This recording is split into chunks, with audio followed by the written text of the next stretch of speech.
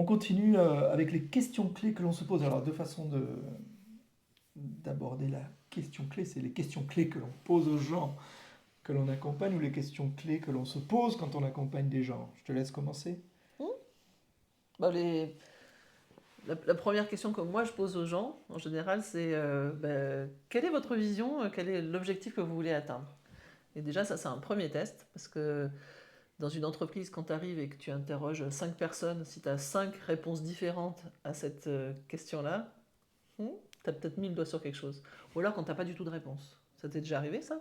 De ne pas avoir de réponse du tout? Oui. Ah bah oui, oui, un des problèmes, la question que je me pose souvent en arrivant, c'est est-ce que la personne avec qui je discute comprend cette vision, est vraiment engagée, a vraiment intégré l'intention, ou elle est juste en train de me refourguer Mhm. ce que lui a demandé en passant le grand chef.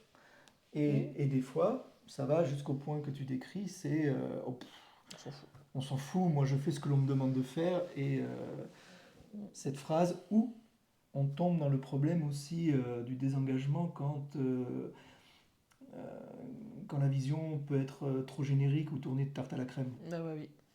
Nous voulons révolutionner notre marché de Voilà, l'automobile. on l'a évoqué, C'est voilà. flou. Ça sert à rien, il n'y a pas de grippe. Voilà. Voilà. Donc j'arrive dans un contexte, est-ce que la personne a...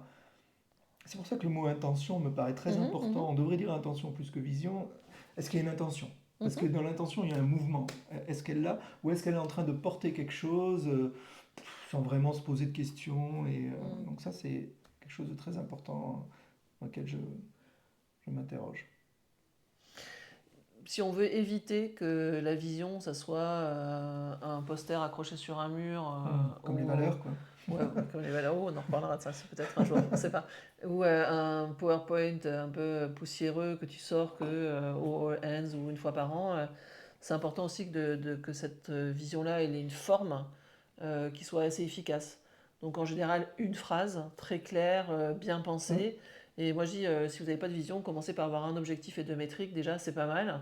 C'est-à-dire savoir, est-ce que tout le monde peut savoir où est-ce qu'on va et est capable de le traduire en deux choses que l'on peut mesurer. Comme ça on peut voir est-ce qu'on est toujours dans la bonne direction, où est-ce qu'on y va, etc. et cette question, elle tend positivement et négativement le product manager ou ce que vous voulez qui est en charge de cette vision, parce que tout d'un coup, il y a une limitation.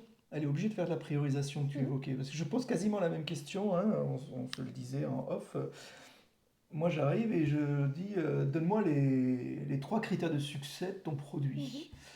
La personne ronchonne, mais me donne les trois. Mais il y a un piège là-dedans. mhm, Je dis, bon, en fait, les deux suivent, le 2 et le 3 on s'en fout. C'est mhm. pas qu'on s'en fout, comme tout à l'heure. Ils sont très importants. Mais en fait, on va commencer par le Par ce premier. premier, ouais. Et ça génère une frustration, mais quand tu poses la question, c'est pareil. Tout d'un coup, on oblige les gens à revenir à un essentiel. Peut-être Mhm. que c'est la différenciation dont tu parlais, peut-être que c'est d'autres choses. Et ça, ce boulot, il est très très important.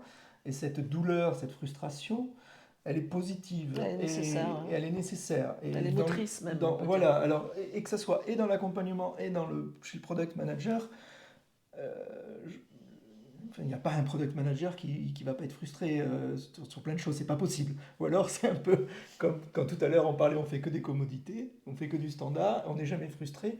Après, il y a plein de questions qu'on leur pose. Moi, je vais leur poser la question, ok, quel est le besoin fondamental auquel ton produit répond? Et pas une liste, tu vois, ah, il fait ça, il fait... Non, non, le Oui, oui, besoin. les trois Et du coup, priorités. on Ou peut ouais. l'accrocher. Et tu sais, et ce besoin, en fait, c'est de la transformation de quel problème? Et puis ton client, il a plusieurs problèmes. Donc, comment est-ce que tu as priorisé les problèmes? Comment est-ce que tu... Donc, toutes ces questions-là, c'est intéressant parce que ça les amène à se reposer la question. Quel est Au, le changement de comportement que tu veux induire? au risque de se répéter, mais je pense que ça fait partie de la pédagogie. Déjà, quand tu lui poses la question de quel problème auquel tu veux répondre, on a déjà franchi une première étape positive qui est on n'est plus déjà dans la solution. Vous avez quand même tous compris que on évacue la réponse instantanée qui est la solution, quoi. Oui, Ok. Donc je le redis, juste pour le redire. il faut redire ça souvent, souvent, souvent.